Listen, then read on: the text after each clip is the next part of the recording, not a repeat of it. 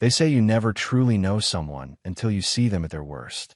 At our Thanksgiving dinner, my wife Rebecca raised her glass and said the words that shattered our perfect life. To Ryan, the man who honestly puts up with more than anyone should in a marriage.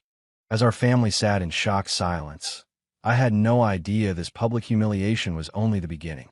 The woman I trusted with my life had been planning my destruction for months, and her cruel toast was just the first move in a game I never knew we were playing. My name is Ryan Wheeler. I'm 37, work in financial planning, and, until last November, thought I had a rock-solid marriage to Rebecca. We met during our senior year of college, dated for 3 years, then tied the knot in what our friends called the wedding of the year. Maybe that should have been my first clue. Beck always did love being the center of attention. Last Thanksgiving was when everything started to unravel. We were hosting at our place in Portland, a tradition we'd started after buying our house.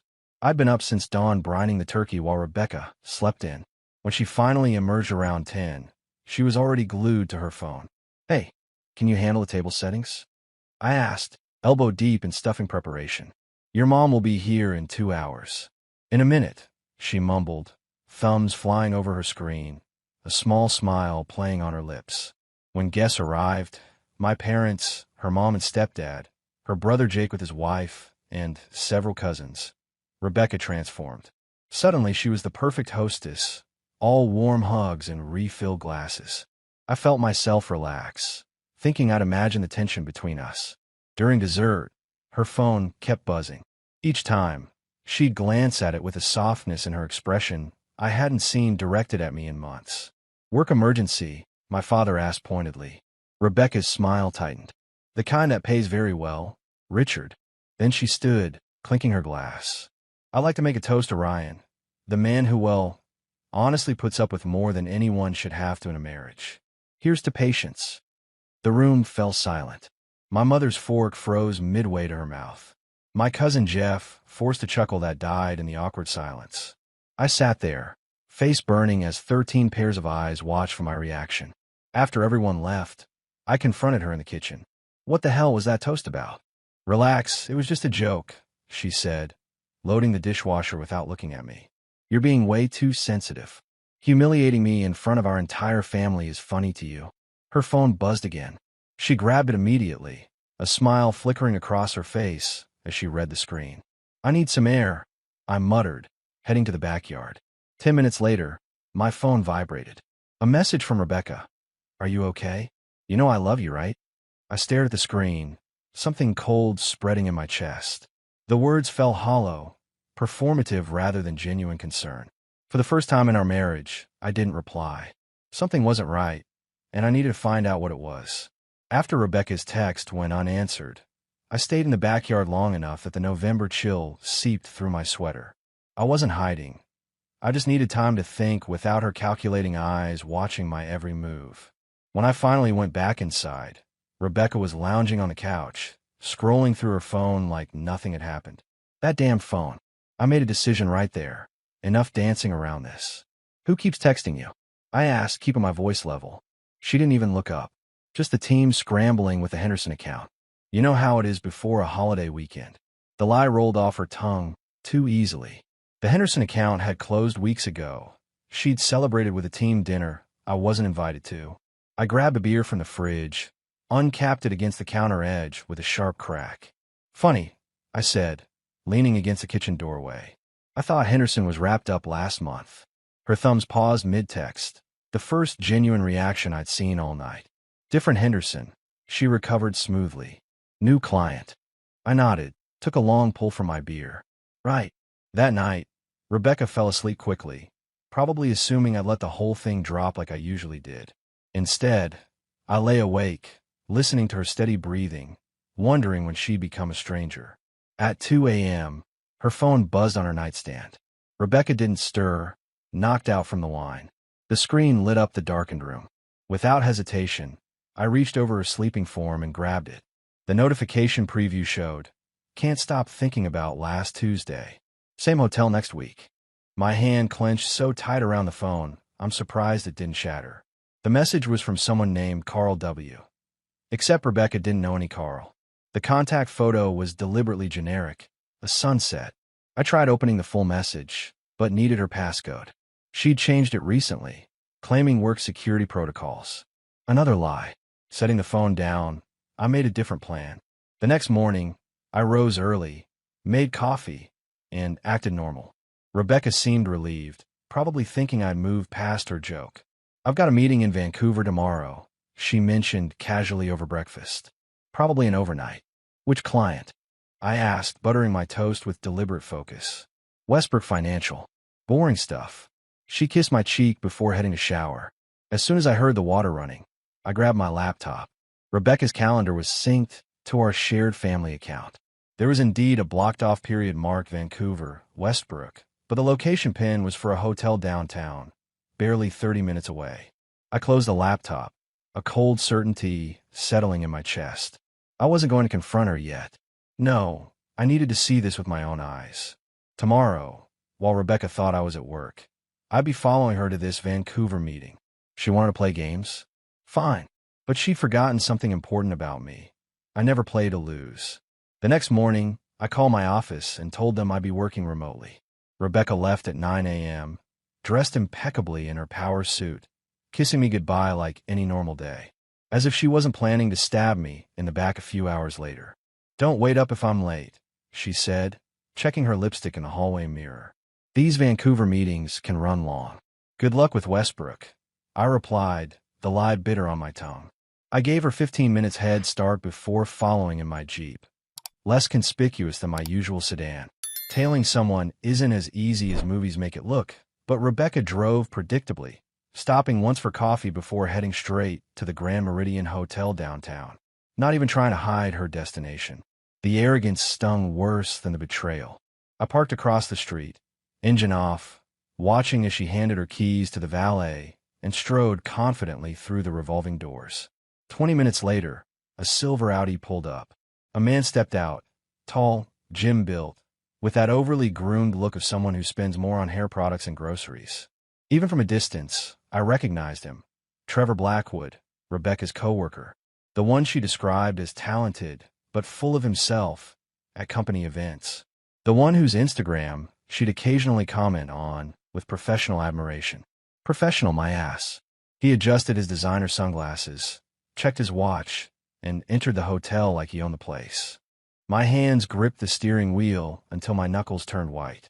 Part of me wanted to storm in there, catch them in the act, create a scene they'd never forget. But that's what a hothead would do. I wasn't giving either of them the satisfaction. Instead, I pulled out my phone and called my friend Scott, an attorney who specialized in marriage law. "I need to meet today," I said when he answered. "It's important. Everything okay, Ryan?" Concern threaded through his voice. "No, but it will be." I started the engine. "I'm gathering evidence for a divorce." 2 hours later, I was in Scott's office, laying everything out. The mysterious texts, the lies about Vancouver, Trevor Blackwood.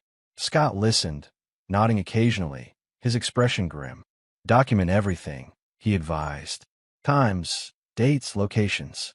Illinois is a no-fault state, but evidence of adultery can still impact settlement negotiations. "I want everything that's rightfully mine," I said, surprising myself with the coldness in my voice. Scott studied me for a moment. "This isn't just about assets, is it? It's about dignity." I nodded, a lump forming in my throat. "She didn't just cheat, Scott. She humiliated me, made me look like a fool.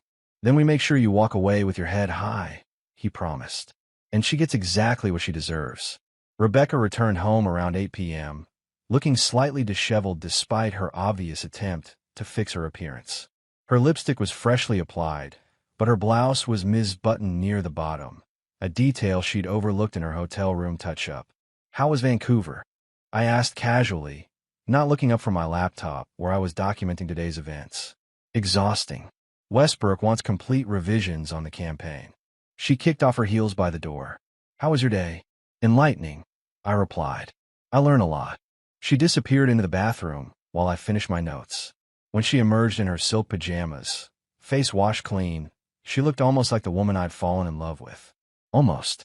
"You're being weird," she said, pouring herself a glass of wine. "What's with the one-word answers?" I closed my laptop. "I've been thinking about your toast at Thanksgiving. About patience in a marriage." She rolled her eyes. Are you still on that? I told you, I was just joking around. No, you were right. I have been patient. Too patient. I stood up, walking to the kitchen counter. Patient while you've been sleeping with Trevor Blackwood. The wine glass froze halfway to her lips. For once, the mask slipped completely, showing genuine shock. What are you talking about? I saw you today, Rebecca. At the Grand Meridian. There was no Vancouver meeting. She recovered quickly, her expression hardening. You followed me? What is wrong with you? What's wrong with me? I laughed, the sound harsh even to my own ears. I'm not the one living a double life. It's not what you think. Save it. I cut her off. I've already spoken to a lawyer. You can stay with Trevor tonight. I want you out of this house. She set down her glass, crossing her arms. You're overreacting. It was one mistake. The hotel records say otherwise. You've been there 8 times in the last 3 months. Her eyes widened slightly. She hadn't expected that level of investigation.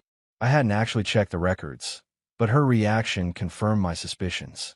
This is my house too, she said, defiance replacing shock. You can't just kick me out. I stood my ground, feeling strangely calm now that everything was in the open. You have 2 choices, Rebecca. Leave tonight, or I send every screenshot, every photo, every piece of evidence I have to your boss, your parents, and everyone who witnessed your little toast at Thanksgiving. She stared at me, disbelief warring with rage. You wouldn't dare. Try me. My voice was steel. I'm done being patient. Rebecca left that night, slamming the door hard enough to rattle the windows. I half expected her to come crawling back the next day with excuses and tears, but she didn't. Instead, I received a text. This isn't over. You'll regret this. The threat might have worried me once. Now it just confirmed I'd made the right decision. I spent the weekend changing the locks and security codes. On Monday, I met again with Scott to file the divorce papers. The office felt too quiet when I returned home, but the silence was better than lies. By Wednesday, Rebecca's tactics shifted. Victoria, her best friend, called me. Ryan, this has gone far enough, she said without preamble. Rebecca made a mistake, but you're being unreasonable. I laughed, genuinely amused. She sent you to fight her battles? That's rich. She's devastated. You won't even talk to her. There's nothing to discuss. The papers are filed. Victoria's voice hardened. You know, she told me you've been distant for years. Emotionally unavailable. It's no wonder she looked elsewhere. My grip tightened on the phone. Is that what she's telling people? That I drove her cheat? Well, relationships are complicated. Save it, Victoria. You were Thanksgiving. You saw how she treated me. Did that seem like someone responding to an emotionally unavailable husband? Silence stretched between us. That's what I thought. I continued. Rebecca's spinning her narrative, and you're helping her. I expected better from you. She's my friend, Ryan. And I was your friend too. Guess loyalty only goes one way. After hanging up, I poured a scotch and sank into my armchair, suddenly bone-tired. My phone buzzed with a message from Scott. Rebecca's lawyer reached out. They want to discuss settlement terms. That was fast. Too fast. Rebecca never surrendered easily, which meant she had an angle.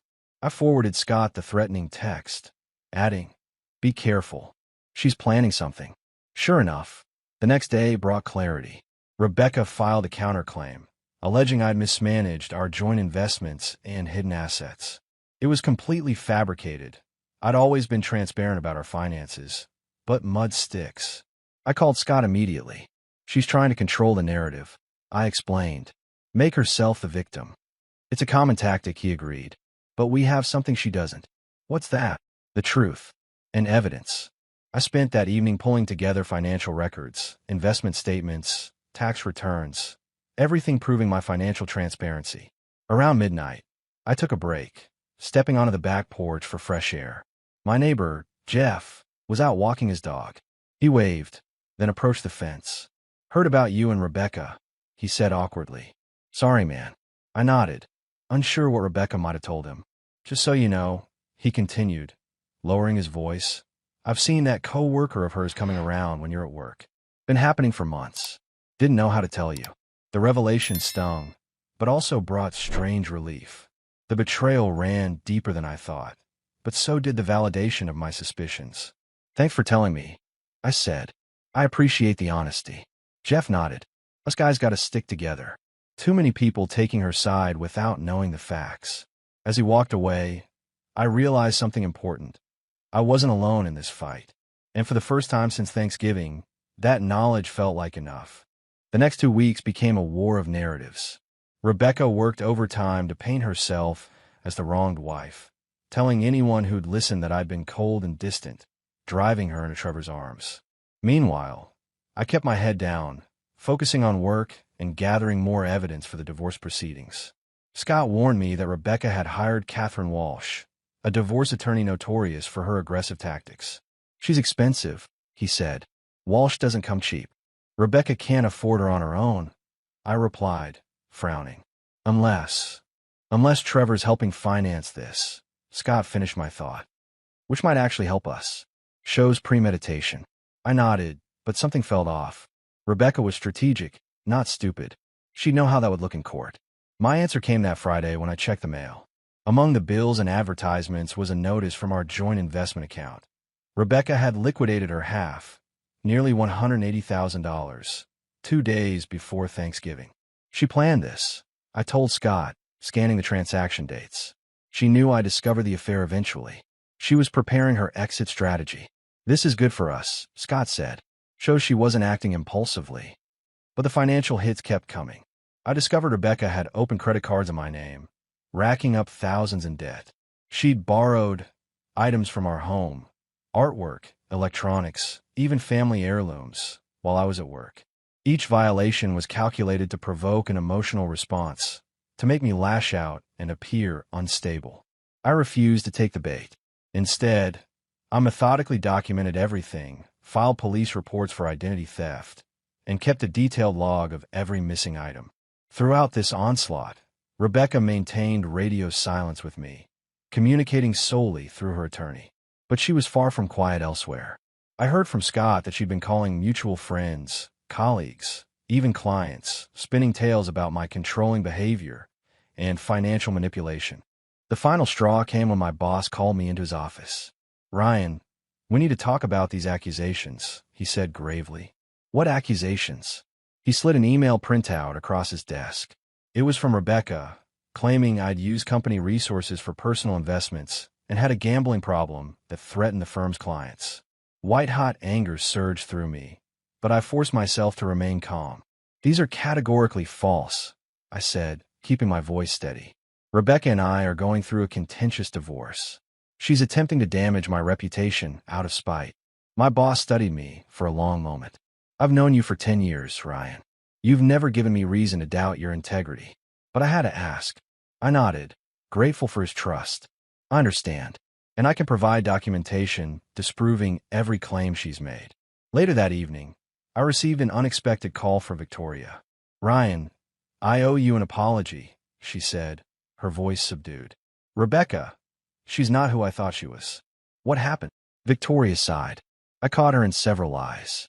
And then I saw her with Trevor today, looking very much not devastated about your marriage ending. I felt a grim satisfaction. She's showing her true colors." "I should have seen it sooner," Victoria admitted. "For what it's worth, I've told her I won't support her smear campaign against you." It wasn't much, but in the midst of Rebecca's all-out assault on my life, it felt like the first real ally I'd gained. Victoria's defection from Rebecca's camp proved more valuable than I expected. The following week, she showed up at my door with a folder tucked under her arm and guilt written across her face. "Rebecca asked me to keep some things at my place a few months ago," she explained, handing me the folder. I didn't think much of it until now. Inside were printed emails between Rebecca and Trevor dating back almost a year, far longer than I'd suspected. More damning were spreadsheets detailing our assets and notes on divorce strategy. "She's been planning this for months," Victoria said, unable to meet my eyes. "Why are you showing me this?" I asked, leafing through the evidence that would significantly strengthen my case. Victoria sighed. "Because what she's doing isn't right. She cheated, not you. But she's trying to destroy you, and I can't be part of that." I contacted Scott immediately. His reaction was measured but optimistic. "This changes things. These documents show premeditation and malice. We can use this to counter her financial claims." With this new ammunition, we filed a motion challenging Rebecca's allegations and requesting an emergency hearing about her identity theft and removed property. The judge granted our request, scheduling the hearing for the following week. The morning of the hearing, I arrived early, steeling myself for Rebecca's performance. She didn't disappoint, entering the courtroom in a conservative dress, expression carefully crafted to convey wounded dignity. Trevor was conspicuously absent. Rebecca's attorney, Catherine Walsh, presented her as the victim of an emotionally distant husband who discovered her single indiscretion and reacted with vindictive overkill. When my turn came, Scott methodically presented our evidence: the pre-Thanksgiving financial withdrawal, the identity theft documentation, police reports for stolen property, and finally, Victoria's folder. These materials, Scott explained, demonstrate Ms. Wheeler began planning this divorce months before any supposed marital difficulties. She documented their assets, researched divorce attorneys specializing in aggressive tactics, and discussed strategy with her paramour, with whom she has been involved for nearly a year, not a one-time indiscretion as claimed. The judge's expression grew increasingly stern as he reviewed the evidence. Rebecca's confident facade crumbled when he looked directly at her. "Ms. Wheeler, these documents severely undermine your credibility," he stated. "Your financial withdrawal days before Thanksgiving appears calculated, not reactive. The court does not look kindly on such manipulation." He ruled in my favor on every motion, ordering Rebecca to return all removed property, reimburse me for the fraudulent credit card charges, and pay my legal fees for this hearing. As we left the courtroom, Rebecca caught my arm, her face flushed with humiliation and anger. "You didn't have to expose me like that," she hissed. I pulled my arm free. "You started this war, Rebecca. Did you really think I wouldn't fight back?" "This isn't over," she warned. "Actually, it is," I replied calmly. "You just lost your leverage." Walking away, I felt a weight lift from my shoulders. Rebecca would continue fighting. That much was certain, but for the first time, the advantage had shifted decisively in my favor. Despite the courtroom victory, Rebecca refused to back down. She filed appeal after appeal, dragged out discovery requests, and continued spreading rumors among our mutual acquaintances. But with Victoria's evidence and the judge's ruling, her credibility was severely damaged. 3 weeks into this legal stalemate, I received an unexpected visitor. Trevor Blackwood himself stood on my doorstep, looking considerably less polished than the last time I'd seen him entering the Grand Meridian. "Can I come in?" he asked, glancing nervously over his shoulder. Against my better judgment, I let him in. Curiosity outweighed my disgust. "Rebecca doesn't know I'm here," he began, declining my sarcastic offer to drink. "There are things you should know." "Like what?" "The best hotels for affairs." "Already got that information. Thanks." He winced. "I deserve that." "But listen, Rebecca's been lying to both of us." For the next 30 minutes, Trevor detailed his side of the story. He believed Rebecca's tales about our failing marriage, her claims that we were effectively separated, staying together only for financial convenience. She described me as controlling and emotionally abusive, the same narrative she was now selling to the court. When I saw the police reports for identity theft, I started asking questions, Trevor explained. She had excuses for everything, but they didn't add up. Then I found these in her apartment. He passed me his phone, showing photos of financial documents, my financial documents, that I'd never seen before. Accounts I didn't recognize. Investment portfolios that weren't mine. "She's been siphoning money for months," Trevor said, his expression grim. "Setting up accounts in your name, but with her controlling access. When I confronted her, she didn't deny it. She laughed. My blood ran cold. "And you're telling me this out of the goodness of your heart?" "I'm telling you because she's threatening me now too," he admitted. When I said I wanted out, she claimed she'd tell my fiancé everything. "Your fiancé?" I repeated incredulously. "You're engaged." He had the decency to look ashamed. "Yeah, in Boston." Rebecca knew. She didn't care. The revelation shouldn't have surprised me, but somehow it still did. Rebecca had been playing us both, constructing elaborate deceptions tailored to each of us. "I can provide testimony," Trevor offered. "Emails, texts, everything showing how she manipulated both situations." I studied him carefully. He was still the man who'd helped destroy my marriage, but he was also potentially my strongest weapon against Rebecca's ongoing attacks. I'll have my attorney contact you, I decided. But Trevor, after this is over, I never want to see or hear from either of you again. He nodded, relief evident in his posture. Fair enough. For what it's worth, I'm sorry. I should have seen through her sooner. After he left, I sat in stunned silence.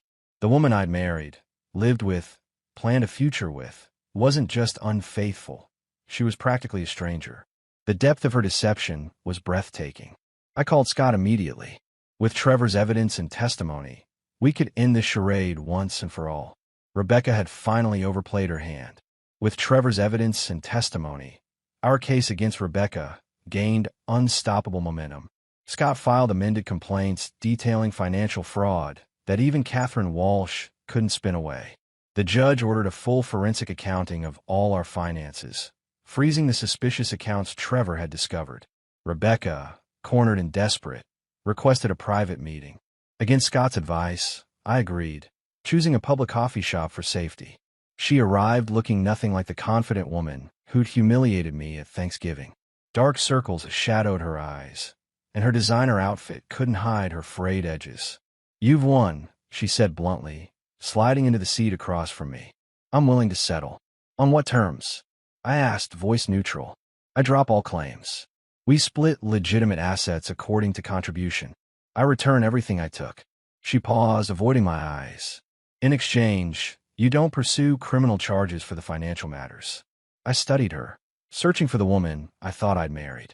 Why should I agree? You try to destroy me, Rebecca. Because it's cleaner, she replied. Faster. We both move on. Like you try to move on with Trevor. I couldn't resist asking, how's that working out?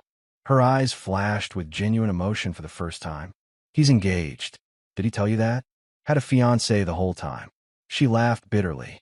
Guess we both got played. I felt no satisfaction at her pain, just a profound emptiness. I'll consider your offer, I said, standing to leave. Ryan, she called as I turned away. For what it's worth, I am sorry. Not for leaving, but for how I did it. I paused, then nodded once without looking back. Her apology meant nothing now, but acknowledging it meant I could finally walk away, unburdened. Scott and I reviewed her proposal carefully. It's reasonable, he admitted. Better than we'd likely get after extended litigation. And the criminal aspects? Technically, that's up to the prosecutor, not you, Scott explained. But your cooperation would be essential, so you effectively have that power. I thought about it for days, weighing justice against closure. In the end, I chose freedom over vengeance. We drafted a settlement agreement with ironclad terms protecting me from future claims. The day Rebecca signed the papers, she looked diminished somehow, the armor of her lies finally stripped away. The house keys, she said, sliding them across the table. I had everything moved out yesterday. Is there anything else you want to say? I asked, sensing her hesitation. She shook her head. Nothing that matters anymore. As she walked away, I realized the anger that had fueled me for months had burned itself out. In its place was something unexpected, relief. Not because I still cared for her, but because I finally didn't. 1 year after that fateful Thanksgiving, I stood in my kitchen preparing a turkey, not for a house full of relatives, but for a small gathering of true friends. Victoria and her new boyfriend, Scott and his wife, and a few co-workers who'd stood by me through everything. The divorce had been finalized 6 months earlier. Rebecca moved to Seattle for a fresh start, and Trevor, I heard, had finally confessed to his fiancée, who promptly left him. Karma had its own timeline. As for me, I'd sold our house, too many memories, and bought a smaller place overlooking the river. The change of scenery helped me close that chapter of my life. Victoria arrived early to help with preparations, bringing wine and genuine friendship. Our relationship had evolved into something I hadn't expected. Not romance, but honest camaraderie born from shared experience. You seem different, she observed, helping me chop vegetables. More at peace. I am, I realized. For the first time in years, I'm living authentically. When everyone arrived, we gathered around my new dining table. Good food, better company, and conversation that flowed easily. No tension, no hidden agendas, no manipulation. Just people who genuinely cared about each other. As I looked around at these faces, people who had seen me at my worst and stood by me anyway, I felt profound gratitude. "I'd like to make a toast," I said, raising my glass.